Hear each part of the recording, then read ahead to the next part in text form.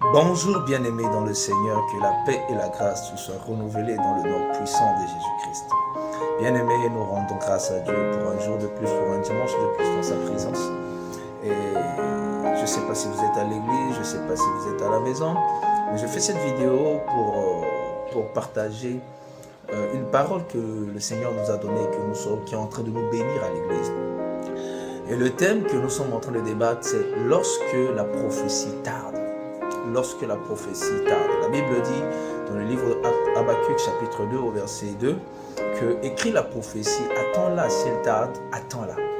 Mais ce matin, je vais particulièrement parler sur le fait d'attendre. Bien aimé, vous savez, le fait d'attendre, c'est difficile pour l'être humain. Je ne sais pas si vous avez déjà imaginé, certainement la plupart d'entre nous, on est allé soit à la banque, soit dans un endroit, on est en salle d'attente, tu attends.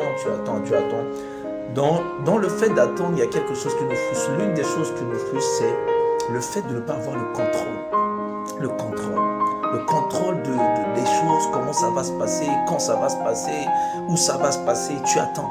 Et c'est comme ça l'attente de la prophétie de Dieu. Regardez, on va lire deux passages ce matin. Regardez ce que le Seigneur Jésus dit aux disciples dans le livre de Actes chapitre 1 au verset 4.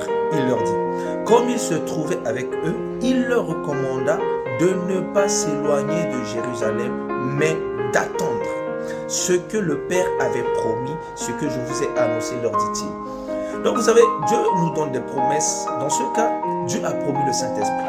Et les disciples sont en train de poser la question, mais qu'est-ce qui va se passer? Tu vas partir, ainsi de suite. Il leur dit, attendez. Bien-aimés, ils ont attendu dans la chambre haute jusqu'au jour de la Pentecôte. C'est frustrant. C'est l'une des choses qui fait que la plupart d'entre nous, les enfants de Dieu, on n'aime pas les moments de retraite. Les moments de retraite, c'est les moments d'attente. Tu attends le Seigneur. Parfois, tu fais 1 jour, 2 jours, 3 jours. Il ne te parle même pas. Mais pour pouvoir vivre sa prophétie, pour pouvoir vivre sa promesse, il faut développer l'art d'attendre. Bien-aimés, dans les moments d'attente, il y a beaucoup de choses que nous devons faire. Généralement, si on ne gère pas bien cette période d'attente, on fait beaucoup d'erreurs. Beaucoup d'enfants de Dieu ont rétrogradé, ont dérapé, simplement parce qu'ils n'ont pas bien, ils n'ont pas bien exploité, ils ne se sont pas bien comportés pendant la période d'attente. Bien aimé, on va lire le deuxième passage, qui est dans le livre de Lamentation, chapitre 3, à partir du verset 26. Écoutons ce que la Bible dit. La Bible dit, il est bon d'attendre. Waouh, il est bon d'attendre.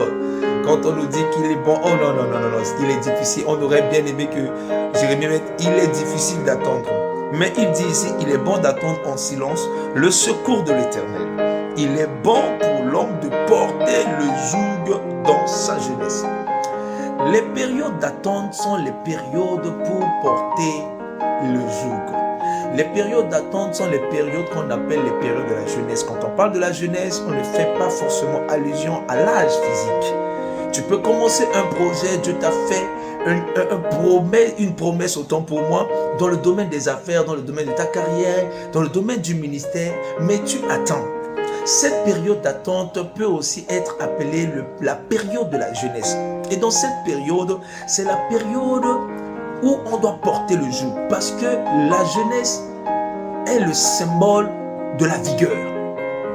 La jeunesse est le symbole de la motivation. La jeunesse est le symbole du temps. Ça veut dire que tu as le temps. Tu viens de commencer tes affaires, tu viens de commencer ta carrière, donc tu as le temps. Tu as la vigueur, tu as encore l'énergie. Il faut porter le joug.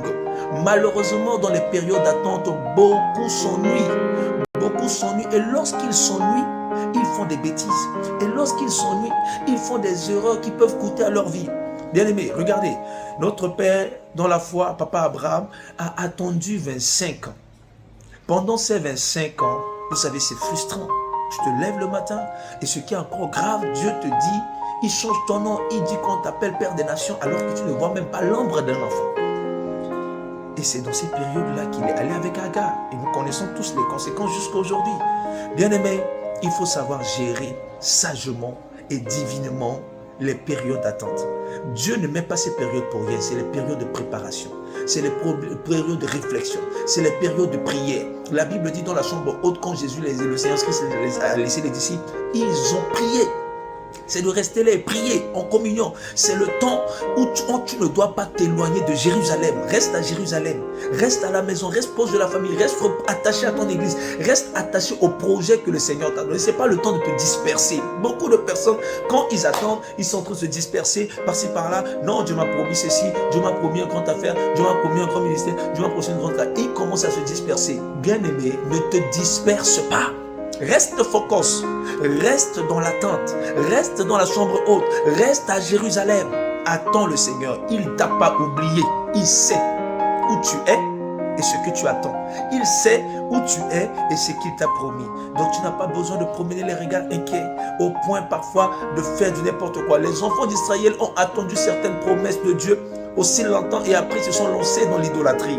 Ne te lance pas dans l'idolâtrie. Le Seigneur est avec toi. Il n'a pas oublié sa promesse et il l'accomplira pour ta vie. Que le Seigneur vous bénisse, bien-aimés. Partage cette vidéo. Écoute et visionne et partage cette vidéo afin de bénir le maximum de personnes.